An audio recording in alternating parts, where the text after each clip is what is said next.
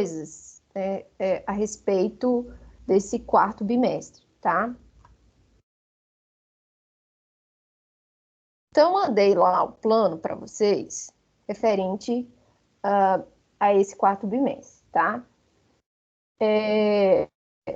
Então, esse quarto bimestre, nós vamos falar especificamente de lajes, tá? E vamos aplicar, né, e aprofundar com relação às lajes maciças, tá? Eu passei um arquivo para vocês, né, na semana passada, relatando os diversos tipos de lajes que nós temos, né? Lajes maciças, laje pré-fabricada, laje alveolar,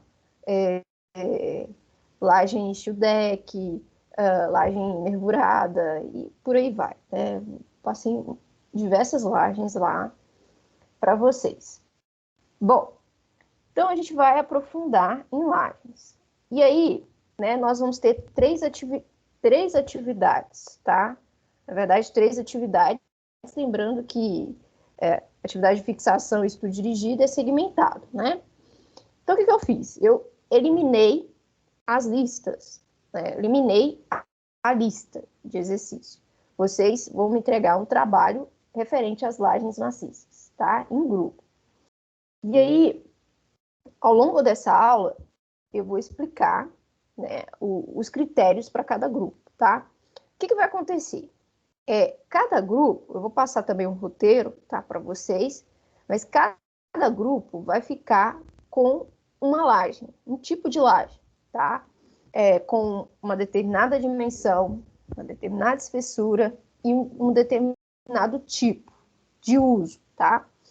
Eu vou explicar isso mais para frente, o que seria esse uso, o que isso vai afetar.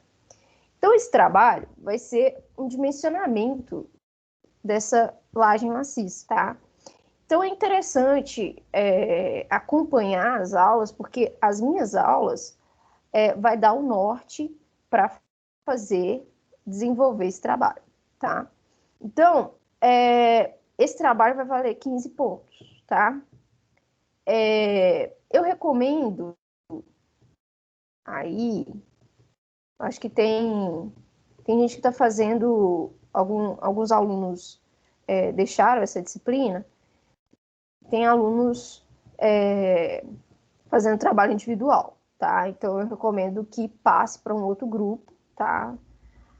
Para não ficar sobrecarregado, ok?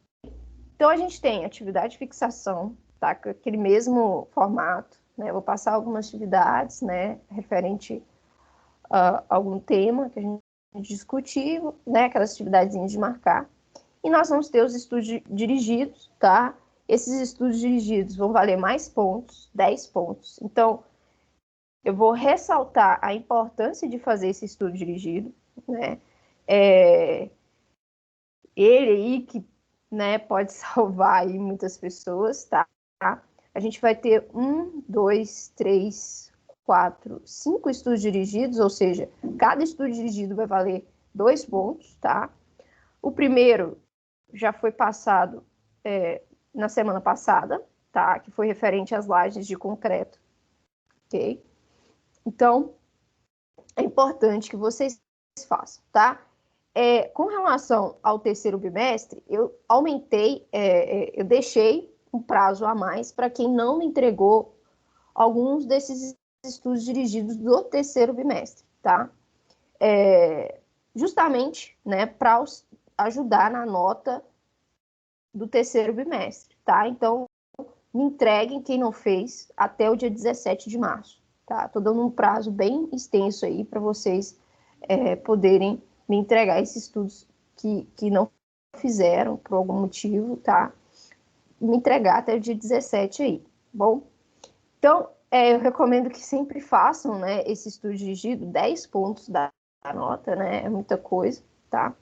E o trabalho, tá? 15 pontos. Bom, então aqui está o cronograma. Hoje a gente vai falar sobre cargas atuantes em lajes e nas vigas, tá? E o estudo dirigido vai ser sobre cargas atuantes nas lajes, nas estruturas, de forma geral. Só que eu também vou falar aqui, né, nessa aula sobre cargas atuantes nas estruturas, tá? Só que o arquivo que eu vou mandar, ele é mais aprofundado, tá? E depois a gente vai falar sobre o momento fletor em lajes, tá? Isso aqui é importante para o trabalho. E teremos uma semana de estudos autônomos, no dia 10/3. No próximo dia, continuaremos falando sobre o momento fletor em lajes, tá? Porque é uma parte bem extensa, né? E a parte mais importante para o dimensionamento dessas lajes, tá?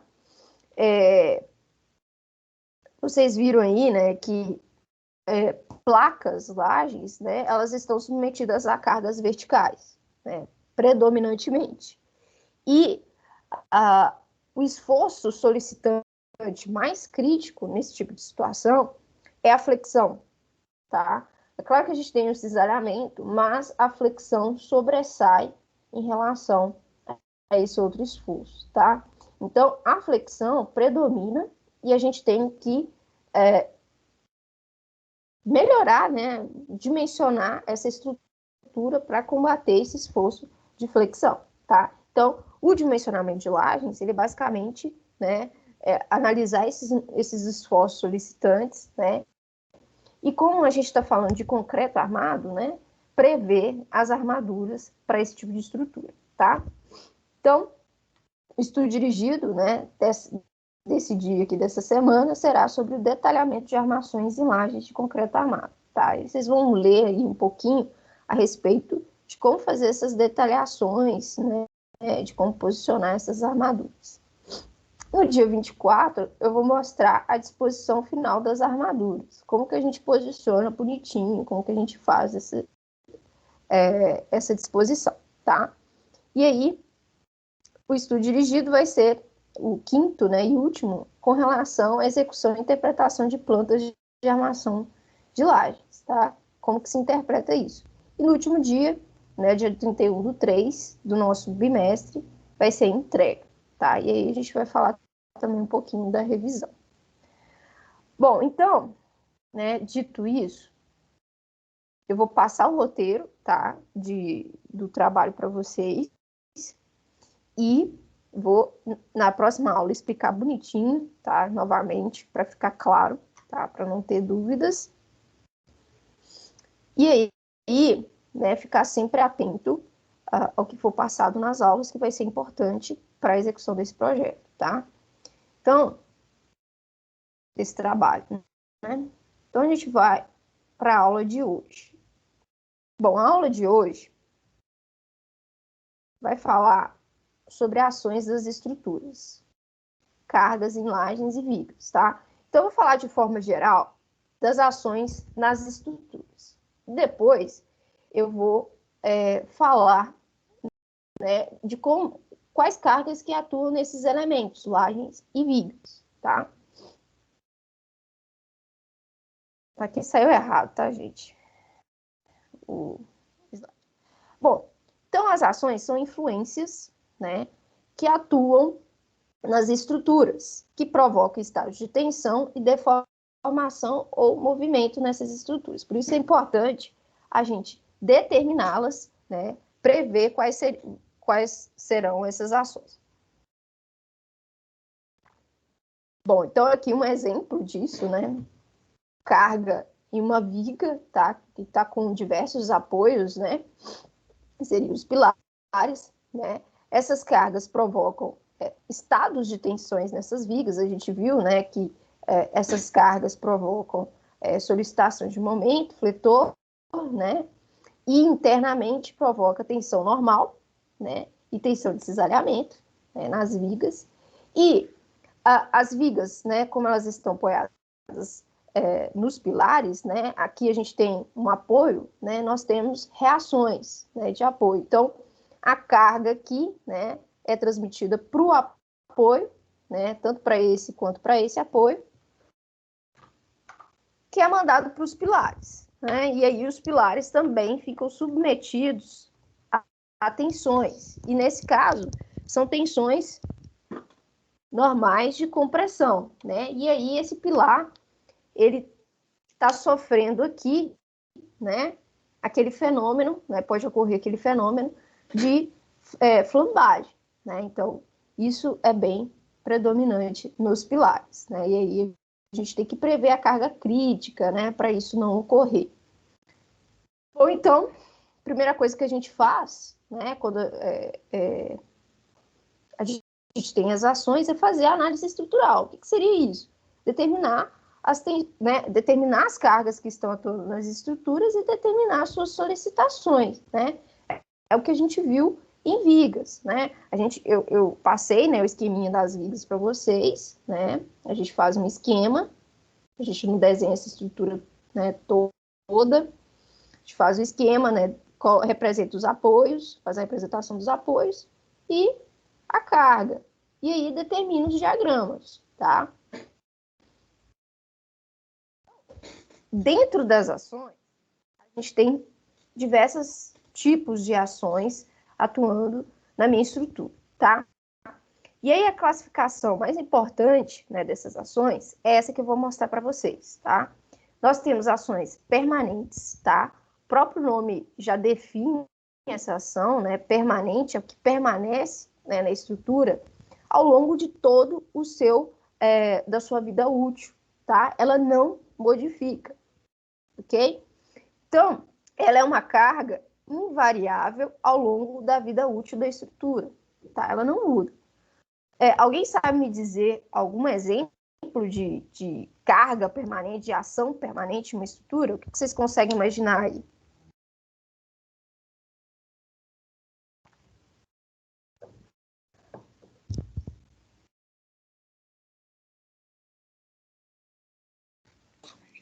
Deformação? Não, uma carga mesmo. Pode ser uma carga, um tipo de carga. Bom, vou falar aqui as cargas que a gente tem, né, que são diretas, né, que é diretamente aplicado nas estruturas, é o peso próprio delas mesmas, né? A gente tem o nosso peso, né? As estruturas têm o peso delas. então, esse peso não modifica, é o peso da estrutura até a sua vida útil, né? Ao longo de toda a sua vida útil, aquele é o valor de sua carga. E ela exerce uma força na minha estrutura, tá? E eu vou mostrar isso para vocês, né? E é uma carga, né, que é um tipo de carga permanente, tá? E bem importante, ok? Nós temos essas que são diretas, né, que é o peso próprio da estrutura mesmo, tá? Então, peso próprio da viga, peso próprio do pilar, peso próprio da alvenaria, peso próprio da laje, né? O peso próprio do revestimento, etc, etc, tá? E aqui nós temos os tipos indiretos, a gente não vai trabalhar muito com esse não, né? Que seria recalques, né? Que é esse tipo aqui, que é, né, o deslocamento, né, da fundação, tá? Então, a gente tem, por exemplo, nesse pontilhado aqui, aonde era a cota inicial da minha estrutura, tá? E aí o recalque seria justamente esse deslocamento aqui, né? A estrutura deslocou até essa outra cota, tá? A gente tem diversos tipos de recalques, tá? E seria também considerado como uma ação permanente, ok? Porque ela vai, né, a estrutura, dependendo do solo, ela vai recalcando, mesmo que seja muito devagar e muito pouco, ela vai recalcando por causa do solo, tá? E nós temos também a retração, tá, do concreto, tá? O concreto, ele retrai, né? Então, ao longo do seu processo evolutivo do concreto, né, devido às suas reações químicas, ela ainda continua tendo esse processo de retração, tá? Que é um processo contínuo devido a essas reações, tá? Que faz essa força de compressão, que vai ser ao longo de toda a vida útil dessa edificação, tá? A gente tem como a gente prever esse valor, só que a gente não vai trabalhar com isso, tá? Por enquanto. Temos as ações variáveis. Bom, como eu disse, né, tudo aqui na engenharia, tá? O nome já dá uma ideia do que vai ser. Lá eu falei de ação permanente. Aqui eu estou falando de ações variáveis, ou seja, estou falando de ações que variam ao longo do tempo, tá? Então, são, né, variáveis porque variam, cargas que variam ao longo do tempo. O que seria isso? Eu aqui na minha casa sou uma carga variável. Por que eu sou uma carga variável aqui? Porque eu estou sempre me deslocando. Sempre me deslocando. Os móveis também são cargas variáveis. Eu posso tirar essa minha mesa de escrivaninha daqui e mudar para outro lugar. Né? Então, essa carga que estava nessa laje aqui, né, era X, né? Eu tirei essa mesa e passei para lá, então virou, saiu, aliviou aqui a laje, tirou essa carga, tá? As coisas que eu coloco em cima da mesa também estão variando essa carga. Então, eu posso tirar coisas aqui da mesa e essa carga vai variando ao longo do tempo, tá? Então, esse é um tipo de carga variável, né? Que seria as cargas diretas, né? Que seria justamente esse tipo de carga aqui, né? Que está representado aqui, né? Seria as cargas das pessoas, né? Os móveis, que a gente chama, né? Esse tipo de carga acidental, tá? Pode ser chamada de carga acidental. Ou carga de uso e ocupação, tá? A gente dá esses dois nomes. Então, vocês aí na casa de vocês, na laje de vocês, no piso de vocês, está exercendo uma ação variável na edificação, tá? Então, móveis, equipamentos, pessoas, etc., são cargas variáveis, tá? São cargas variáveis. A gente circula, às vezes a sua casa fica vazia, ou seja, né? Eu aliviei a carga, tirei uma determinada carga, a carga baixou. Ah, mas tem né? Por exemplo, de dia tá todo mundo na casa, então a carga subiu, né? Então tá variando ao longo do tempo. Outra carga que a gente tem de exemplo, que é uma carga variável, é o vento, né? O vento, às vezes, né? Tem dia que não venta quase nada, né? Mas tem dia que tem um vendaval, né? E o vento exerce força na estrutura, tá? A gente já viu aí esses vendavais arrancando telhado e tudo mais, tá? É a carga do vento, tá? E em determinadas estruturas, a gente precisa considerar a ação desse vento. Aqui, ó, é justamente a representação disso, tá? Aqui é a carga do vento.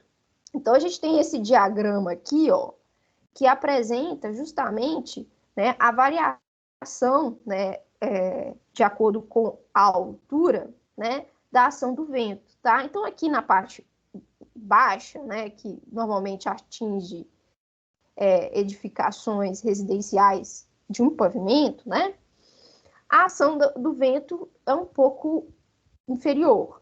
Até a gente nem considera nos cálculos na hora de fazer o dimensionamento dessas residências, tá? Mas em edifícios altos, né, em prédios e tudo mais, né, a gente tem uma ação mais considerável do vento, tá? E aí a gente precisa tomar as, né, devidas precauções, né, com relação a isso. Prever essas cargas que podem atuar, a gente consegue fazer isso, tem norma específica para isso, tá? A gente prevê um vendaval extremamente forte, tá? Que pode vir a correr, tá? A gente sempre vai para o mais crítico, tá bom? Porque se a gente for para o mais crítico, qualquer um abaixo dele, vai ser, né, a estrutura vai ser suficiente. Então, a gente faz essas considerações, né, e faz o dimensionamento da estrutura, tá? E a gente tem também, né, isso aqui seria as ações, deixa eu só apagar isso aqui, seria as ações variáveis diretas, tá? Então, que a gente é aplicado diretamente na estrutura, tá? E nós temos as indiretas, que seria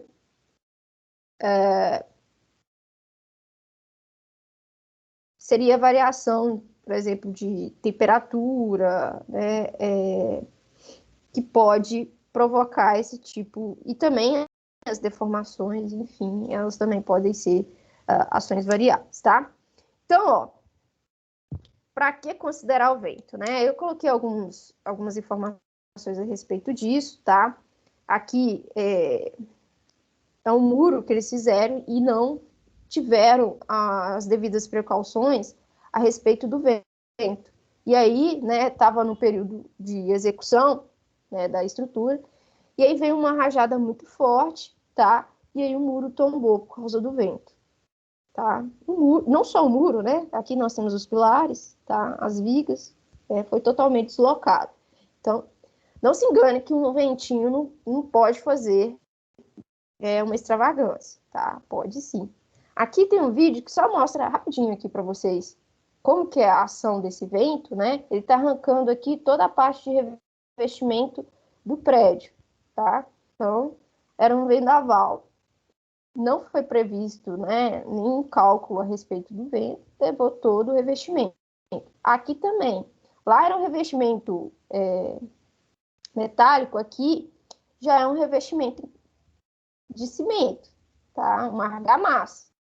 Foi totalmente arrancado, né? Aqui retirou totalmente o acabamento desse prédio, tá? Então, deixa eu passar aqui para o outro. Esse daqui é interessante, né? Porque eles estavam executando uma laje, né? Batendo a laje aqui, ó, tá vendo a mangueira? Eles estão batendo a laje. E a gente tem que colocar as formas aqui embaixo. Aí o que aconteceu? A forma não foi suficiente para aguentar o peso do concreto que estava sendo batido. Ao perigo, ao perigo. Isso é responsável, o responsável do projeto, né, é responsável por esse acidente, ele que vai responder por isso aqui, né. É claro que pode ser um erro lá né, de quem estava executando, não ter seguido o projeto, né, porque isso é uma falha grave, né, as pessoas foram todas aqui pro buraco, e aí? Será que teve, né, alguma morte, um óbito, né? A gente tem que tomar cuidado com isso. Então, essas cargas, essas ações, elas são extremamente importantes para a gente prever esse tipo de coisa, evitar esse tipo de coisa, né? A minha estrutura, ela tem que ser, né, íntegra, ela não pode, com uma carga, né, vir a ruir, né? Não é a intenção dela, né? Então, a gente tem que prever todas as ações que vão atuar nessa estrutura para a gente fazer o correto dimensionamento desses elementos estruturais, tá? Aqui também foi uma falta, né, de projeto de escoramento, né? Eles estavam aqui já fazendo o acabamento da laje, tá? Mas as escoras, né, que são esses elementos aqui, ó, que estão aqui embaixo da laje toda aqui, ó, que estão fazendo, né, a contenção dessa laje, né, até o concreto ter a resistência e tudo mais, ó, veio ao chão. Veio ao chão. E quase que esse sujeito aqui vai ao chão também.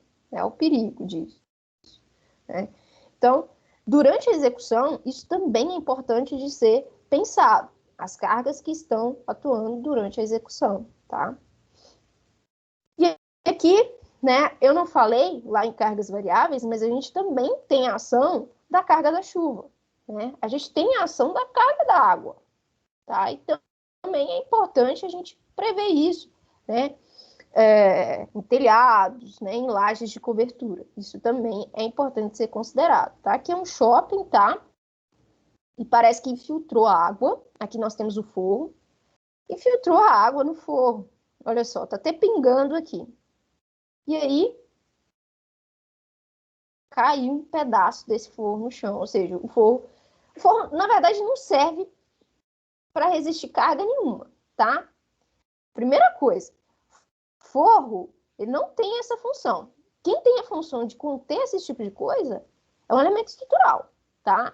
E aqui foi uma falha grave. Teve uma infiltração que passou por forro e aí o forro não aguentou aquele ponto onde estava alagando, né, e acabou caindo. Quase caiu na cabeça da mulher que estava passando aqui baixa. Então, a responsabilidade que nós temos. E aí, nós temos também, dentro dessa classificação, as ações excepcionais. O que seriam essas ações excepcionais? Seria uma carga que acontece em um período de tempo muito curto, com uma carga muito alta. Vocês conseguem imaginar um tipo de carga desse nível? Que acontece num período de tempo muito curto, com um valor de carga muito elevado? Vocês conseguem imaginar o que poderia ser? Seria tipo uma carga crítica, por exemplo, um helicóptero pousa rapidão para pegar uma pessoa. Pousando no terraço, aí já consegui imaginar o problema que podia dar. Mas vamos pensar em algo mais. Eu vou ser mais crítica aí, porque o helicóptero pousar num prédio, por exemplo, em hospitais, a gente já tem um aeroponto, né? Para esse helicóptero pousar. Então, seria uma carga variável, porque aquela laje ela já tem que prever aquele negócio. Agora, carga excepcional, tá?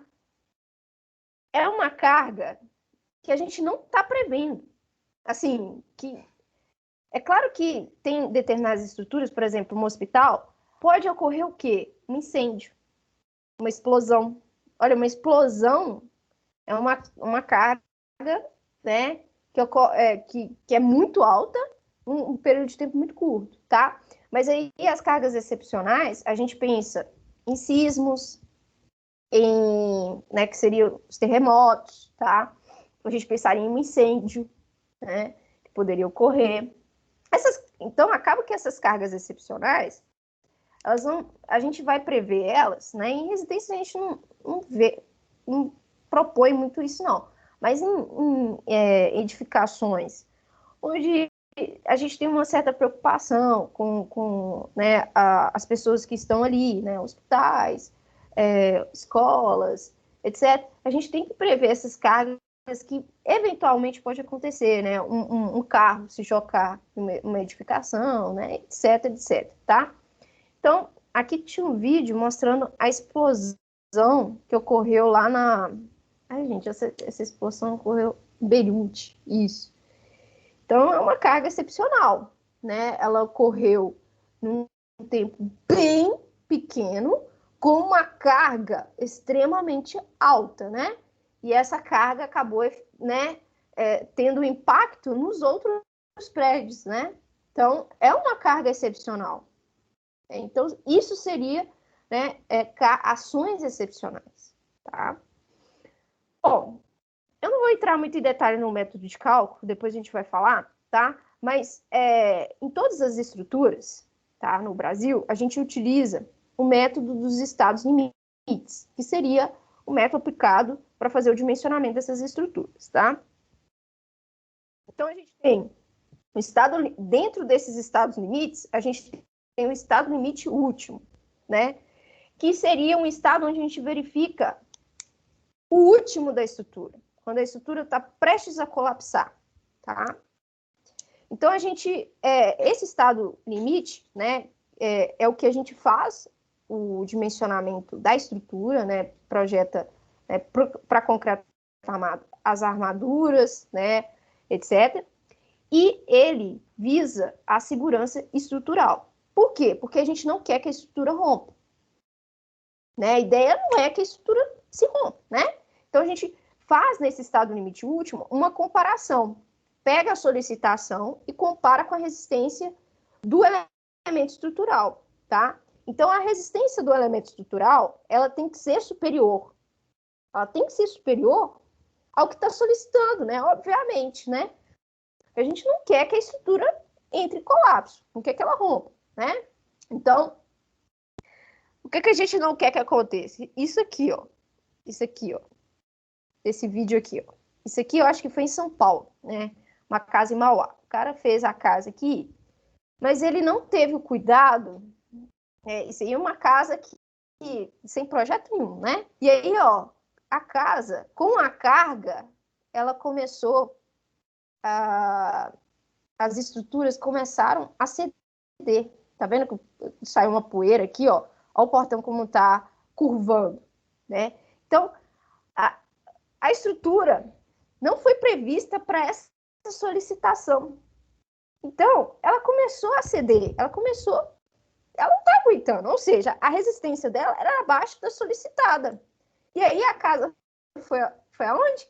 Foi ao chão. Isso é falta de ter um responsável técnico, né? E no Brasil, isso é bater batata, tá? Isso sempre acontece, principalmente em edificações residenciais, tá? A maioria das pessoas acha que não precisa de projeto e elas estão enganadas, tá? É claro que, mas a minha casa, por exemplo, não tem projeto estrutural e está até hoje em pé. Claro, né? O seu Zé da obra já tem um conhecimento ali prático bem grande, né? Então ele acaba fazendo uma estrutura um pouco mais robusta, dependendo da situação e tudo mais. Mas não é o ideal, porque talvez talvez essa estrutura, né, poderia ser, né, um pouco menos, né, com menos material, que, né, seria mais econômica, tudo mais, mas ninguém pensa nisso, tá? E a gente precisa mudar essa concepção, né? E aí o estrago que foi, né, derrubou a casa do cara que construiu, né, a casa dele, né, foi ao chão, e ainda levou as casas que estavam no lado também. Olha o prejuízo disso, né? O barato que saiu caro, né? Eu vou contratar o seu Zé vai fazer a obra do jeito que ele achar que dá para fazer, né? E aí dá nisso aí, né? Então, né, o projeto em si é muito importante, tá? E a gente tem outro estado limite, que é o estado limite de serviço. O que seria esse estado limite? A gente prevê, né, com relação à aparência e à funcionalidade da estrutura. Como assim aparência e funcionalidade? Bom, fissuras, qualquer abertura de fissura em uma estrutura é algo de aparência e funcionalidade. Se a minha viga, a gente falou, desculpa, não falei de fissuras com vocês, mas se a gente vê fissuras em uma viga, por exemplo, poxa, eu vou pensar que aquela viga tá com um problema, né? Porque começa a abrir uma abertura nela. Como assim, né? Essa viga tá com algum tipo de problema, ela não tá aguentando alguma coisa, não. Então, isso já gera um impacto para quem é o usuário daquela edificação. Isso não é interessante, tá? Isso traz insegurança, né? Então, o estado limite de serviço é justamente para evitar esse tipo de situação, evitar esse tipo de insegurança, tá? E com essas aberturas de fissura, acaba permitindo também a deteriorização desse material, né? Acaba que essa estrutura vai perdendo a sua funcionalidade, né? Porque aí começa com uma fissura pequena, com uma abertura pequenininha. Aí começa a abrir. Isso vai levar à ruptura desse material. Isso é inevitável. Então, a gente tem que evitar esse tipo de coisa, tá? Então, a gente tem alguns critérios para limitar, né, a abertura da fissura, né? Principalmente a viga que tem a flexão e ela curva, né? Ela não pode curvar muito, porque se ela curvar muito na flexão, vai começar a fissurar, né? E isso não é interessante, tá? A curvatura também é algo estético que a gente não pode ficar muito evidente, tá? Então, isso a gente prevê aqui no estado limite de serviço. Então, olha só, essa laje aqui, ela tá toda curvada, dá para ver que ela tá toda curvada. Isso aqui é uma marquise, tá? Então, olha só, o cara colocou esse outdoorzinho aqui, ó. E marquise, tá? Deixa eu só voltar aqui, deixa eu tirar esse aqui. A laje, ela tem uma finurinha. Essa laje aqui, ela tem uma finurinha. Que assim, é bem pequenininha a espessura da laje, A espessura dela é bem fininha, ela é bem fininha. Então, assim, ela não tem a função de resistir a nada. O máximo que ela vai resistir ali é a carga da chuva. E ainda a gente vai colocar um sistema aqui para tirar essa água, para essa água não empoçar aqui, para não gerar mais carga. Só que o indivíduo, né, ele não tem essa expertise, né?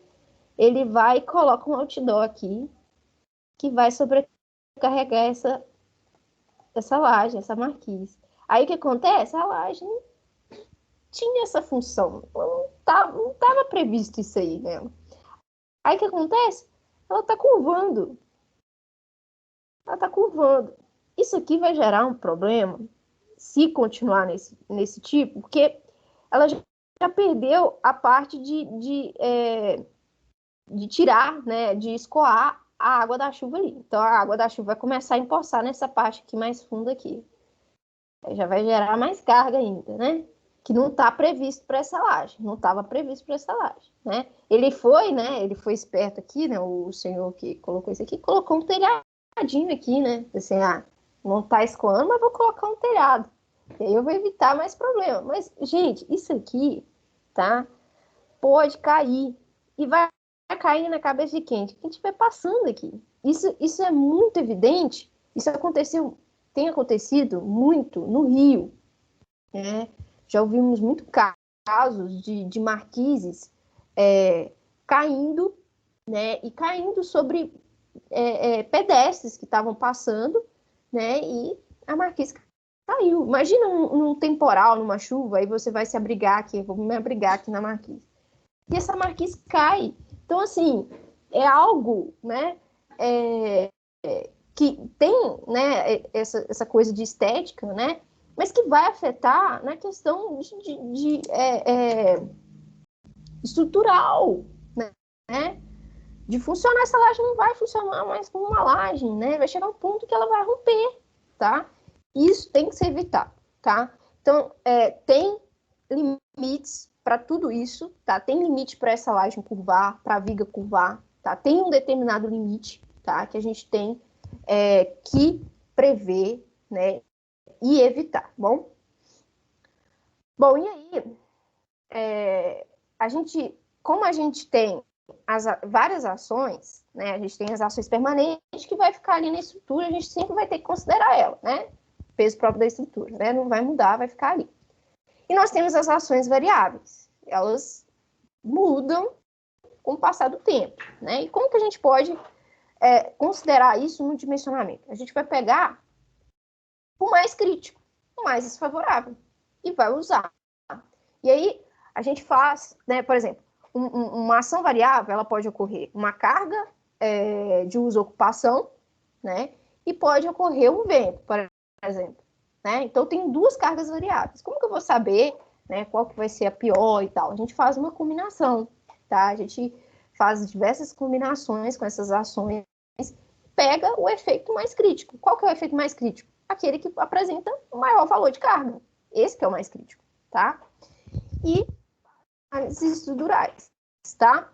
Então, a gente utiliza um coeficiente de ponderação, não vou falar sobre isso, que é um valorzinho que é multiplicado para a carga, por quê? Para a gente subir o valor da carga, né? Porque a gente pensa sempre na segurança, né? Então, a gente sempre aumenta o valor dela, né? Porque pode ser que essa carga não seja aquela mesmo, né? Possa sofrer alguma variação, tá? Então, a gente coloca o coeficiente de segurança. E aí, a gente tem a carga permanente, que é o peso próprio da edificação. E aí, a gente soma com, por exemplo, uma variável que é o vento. E a gente considera esse vento como a principal. Então, a gente coloca o coeficiente de ponderação, elevando essa carga, né, e soma a ação permanente. Só que a gente não tem só a ação variável do vento. A gente também tem a ação da sobrecarga ou a carga de uso e ocupação, tá? Só que o que acontece? A carga que eu quero efetivamente analisar é essa aqui do vento. Então, ela que é a minha principal. Essa carga variável de sobrecarga, ela tem que ser secundária. Então, eu coloco mais um fator de combinação.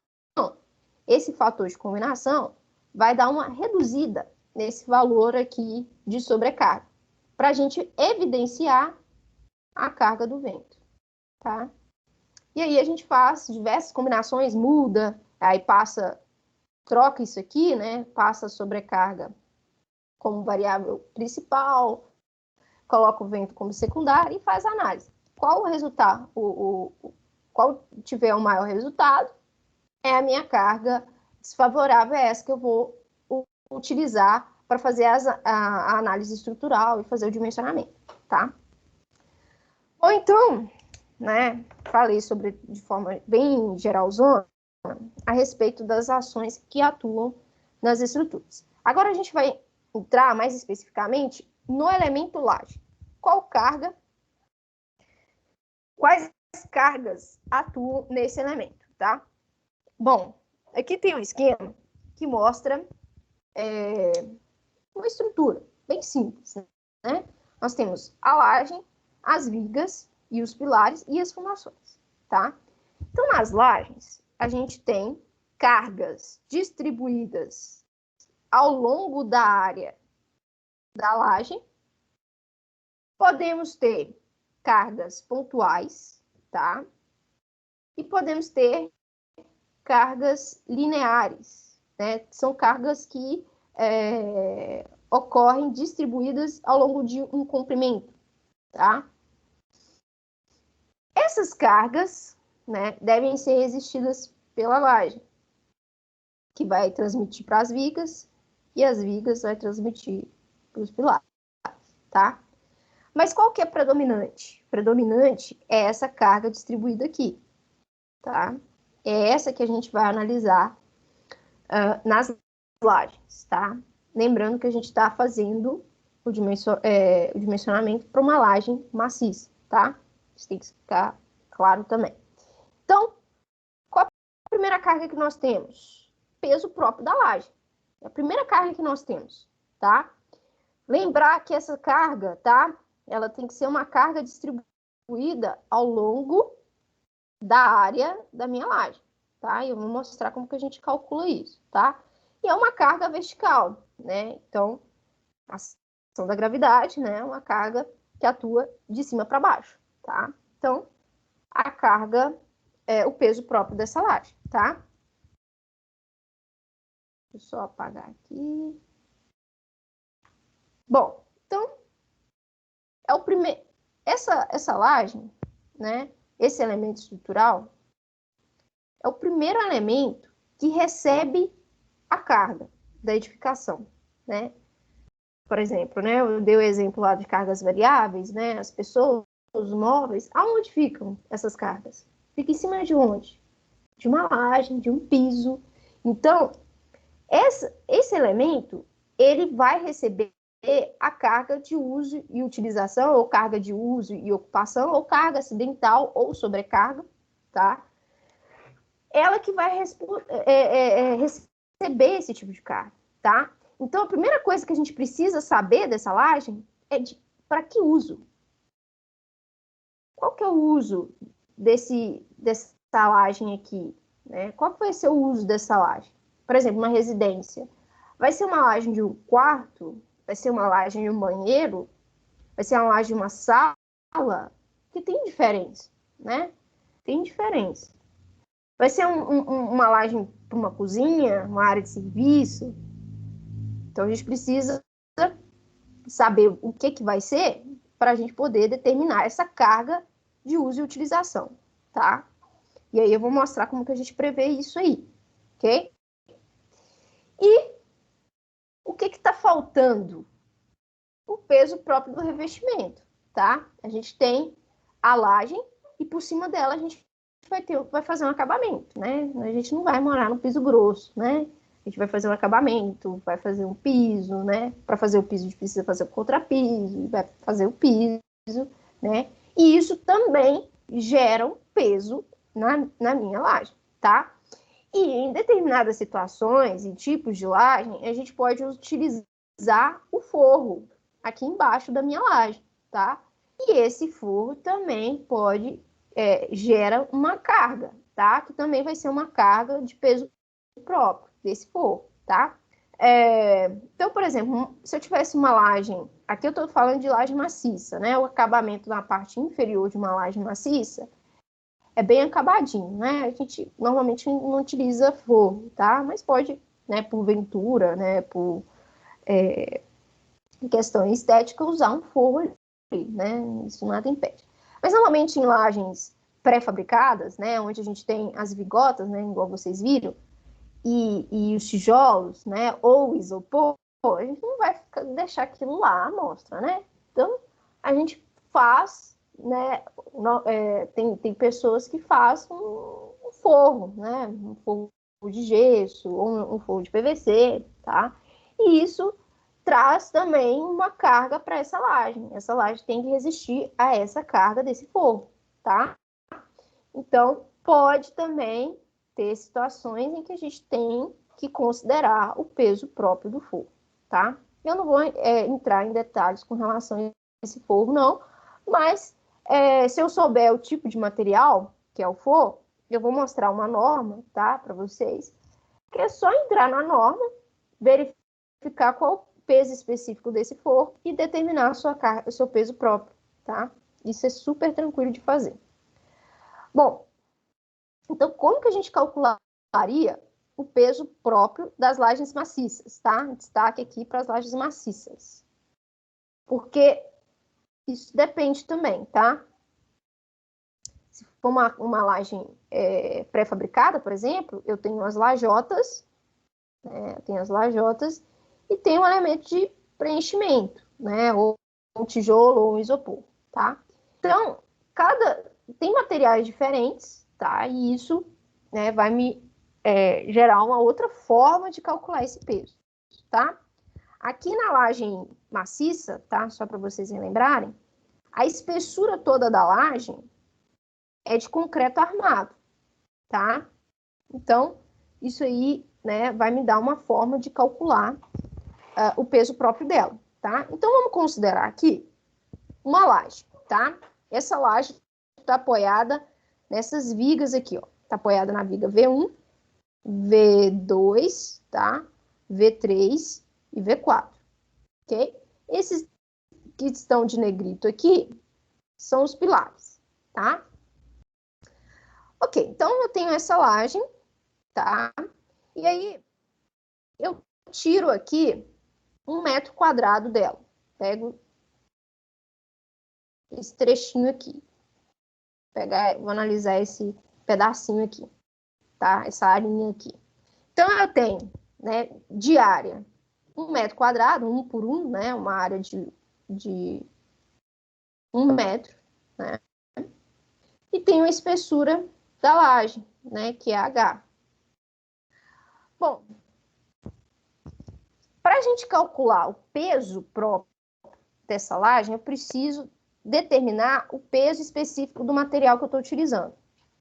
O material que eu estou utilizando, que a gente utiliza em lajes maciças, é o concreto armado, tá? É o concreto mais as armaduras. E eu preciso saber qual que é o peso específico desse material, tá? Peso específico, tá? O que seria peso específico? Né? É o peso dividido por um volume, tá? Então, é o peso do material dividido pelo seu volume que ele ocupa. Então, isso me dá peso específico, ok? Então, o peso específico do concreto armado é 25 kN por metro cúbico, tá? Peso é força, tá, gente? Por isso, Newton, tá? Por isso que tem um Newton aqui, ok? É uma força, é força por volume, ok? Então, 25 kN por metro cúbico. Como que eu sei que é 25 kN por metro cúbico? Eu tenho uma norma, né, que chama NBR 6120, que ela lista diversos materiais da construção civil com os seus pesos específicos. Então, tem peso específico de tijolo, tá? De diversos tijolos lá, de aço, de alumínio, de concreto simples, sem armadura, com concreto armado, de argamassa, etc, etc. Tem diversos materiais lá, tá? Então, a gente pode consultar essa norma quando a gente quer, né, estimar aí, né, o peso próprio de algum elemento construtivo ou algum elemento estrutural, tá? E a gente pega o peso específico dele, tá? E aí, como que a gente acha o peso específico dessa laje, então? Se eu quero saber qual que é a carga, eu quero saber o peso, né? Então, o peso aqui, né, se eu isolar o P aqui, vai ser peso específico vezes o volume. Então, é como se eu pegasse o volume desse trechinho aqui que eu peguei e multiplicasse pelo peso específico do concreto, tá? Então, o volume aqui, né, nesse caso aqui, o volume aqui é 1 vezes 1 vezes H, que é a espessura, né? E aí eu multiplico aqui e eu vou achar a carga. Só que essa carga, P aqui, é uma carga concentrada. Seria uma carga assim, ó.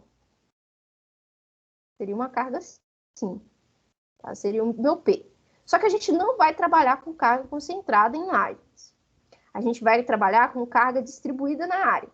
Se é carga distribuída na área, eu preciso de uma carga sobre área, tá? Então, força sobre área, tá? Então, eu vou multiplicar, né? Deixa eu apagar aqui. Só para a gente encerrar a aula aqui, rapidinho. Deixa eu só apagar aqui, rapidamente, para a gente terminar. Eu vou pegar esse, né? Esse é o volume do concreto, a gente já viu. E aí, o peso da laje ele tem que ser distribuído na área. Então, eu quero uma força sobre a área. Eu quero um resultado que seja quilonewton por metro quadrado. Como que eu vou conseguir isso? Né? Eu vou tirar, né, do peso específico aqui, do meu elemento, a espessura. Vou multiplicar essa espessura pelo peso específico. E aí, isso aqui vai me resultar em quilonewtons por metro quadrado, ou seja, uma força que está atuando em toda a área da minha laje. Então, para eu determinar o peso da laje, é só eu pegar o peso específico do concreto armado e multiplicar por sua espessura. Pronto, achei o peso próprio dessa laje, tá bom? Então, imagine, eu tenho 25 kg por metro cúbico, a espessura da minha laje é 10 centímetros, tá? Eu tenho que lembrar de converter as unidades aqui, tá? Aqui eu estou trabalhando em metro, ok? Então, tem que converter esses 10 centímetros para metros. Então, 0,1 metro. Multiplico isso por 25, eu vou ter uma carga de 2,5 kN por metro quadrado. Essa é a carga do peso próprio da laje. Pronto, fechou. Essa é o peso da laje, ok? Então, gente, depois eu vou mostrar as outras cargas, tá? A gente tem que ver o revestimento e também a carga acidental, a carga de uso e ocupação, tá? Então, até a próxima. Desculpa aí o horário, tá bom? Até mais, gente. Tchau, Glau.